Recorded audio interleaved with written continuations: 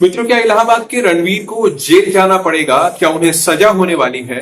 और केवल उन्हें ही नहीं बल्कि उनके 3-4 साथी जो भी वीडियो में उनके साथ दिख रहे हैं, क्या वो सभी अब जेल की चक्की पीसेंगे?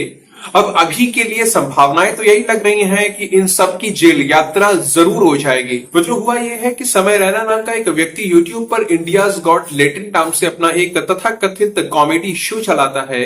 तो इसी शो के कुछ वीडियो क्लिप्स सोशल मीडिया पर वायरल हो गए, जिसमें रणवीर इलाहाबादिया द्वारा और अपूर्वा मखीजा द्वारा कुछ ऐसी बातें बोली जा रही हैं जिन्हें कतई स्वीकार नहीं किया जा सकता। मनुष्यों की तो बात छोड़ दीजिए, रावण, कुंभकर्ण और कंस जैसे राक्षस भी अपने माता पिता के विषय में इस तरह की बातें नहीं बोल सकते जिस तरह की बातें रणवीर और अपूर्वा द्वारा बोली गई हैं। आखिर कोई इतना नीचे कैसे गिर सकता है कि माँ के विषय में इस तरह की अभद्र टिप्पणी कर दे, ऐसा कुछ बोल दे? थोड़े से रुपए पाने के लिए, थोड़ी सी इंगेजमेंट पाने के लिए इतनी घटिया शब्दावली। और जब कोई विरोध करे तो अभिव्यक्ति की स्वतंत्रता के नाम पर ज्ञान बांटना शुरू कर दिया जाता है।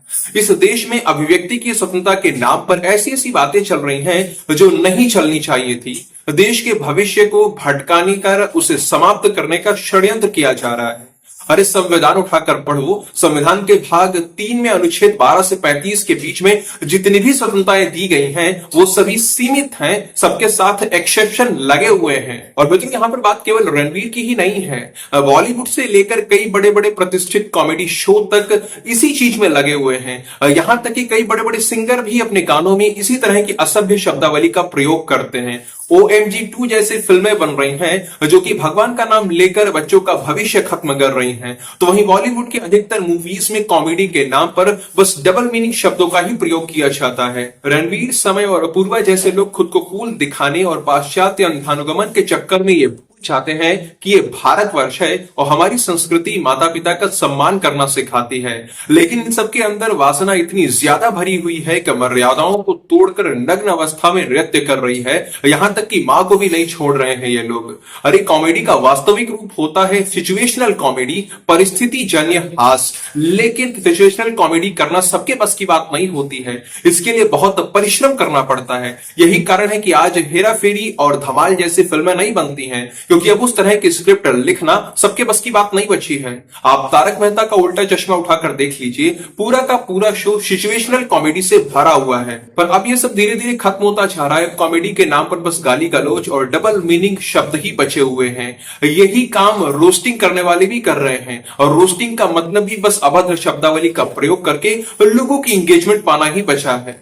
मतलब रणवीर इलाहाबादिया, समय रैना और अपूर्वा मुखर्जी जैसे लोगों के खिलाफ पूरे देश से प्रतिक्रिया आ रही है।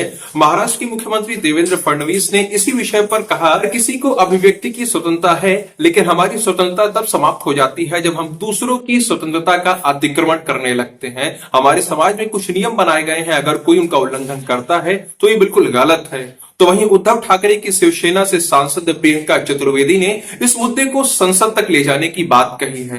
महाराष्ट्र में इन लोगों के खिलाफ FIR दर्ज हो चुकी है, आसाम में भी इनके खिलाफ FIR हो चुकी है, लेकिन ऐसा लगता नहीं है कि इन लोगों के खिलाफ कुछ ज्यादा हो पाएगा, क्योंकि ये सभी लोग काफी पैसे वाले लोग हैं। तो पता नहीं कानून इन पर कार्रवाई कर पाएगा या नहीं। ये तो मुद्दा गर्म है, जनता विरोध कर रही है, इसीलिए नेता भी इनके खिलाफ बोल रहे हैं। नहीं तो आप सभी लोग जानते हैं कि चाहे पक्ष हो या फिर विपक्ष, दोनों तरफ से कई बड़े बड़े नेता इन लोगों के पॉडकास्ट शो में जाकर अपना अपना जीवन पहले ही धन्य बना चुके हैं। तो इन लोगों के द्वारा बोली जा रही कार्रवाई करने की बातें दिखावा मात्र हैं। लेकिन यदि आपको कोई चीज ठीक नहीं लगती है तो संकोच होकर उसका विरोध कीजिए। ये मत देखिए कि आप अकेले हैं, आपके साथ कोई नहीं है। अगर कुछ गलत है तो गलत है, और गलत का विरोध होना चाहिए।